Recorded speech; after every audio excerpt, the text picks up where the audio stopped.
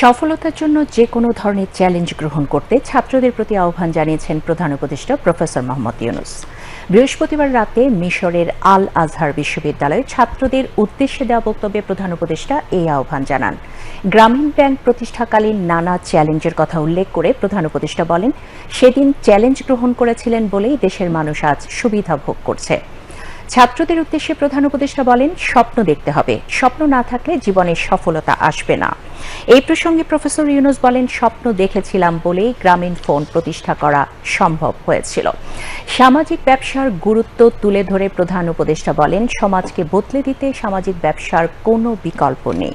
3-0 প্রসঙ্গে প্রফেসর ইউনূস বলেন, বিশ্বকে এগিয়ে যেতে হলে অবশ্যই শূন্য কার্বন নিঃসরণ, শূন্য দারিদ্রতা ও শূন্য বেকারত্ব, এই তিনটি বিষয়ের উপর গুরুত্ব দিতে হবে। এর আগে আল আজহার বিশ্ববিদ্যালয় ক্যাম্পাসে পৌঁছালে প্রধান উপদেষ্টাকে স্বাগত জানান বিশ্ববিদ্যালয়ের প্রেসিডেন্ট অধ্যাপক ডক্টর সালামা দাউদ। আল আজহার বিশ্ববিদ্যালয়ের পোস্ট গ্র্যাজুয়েট স্টাডিজ অ্যান্ড রিসার্চের vice president professor doctor Mahmud Siddique এ সময় উপস্থিত ছিলেন।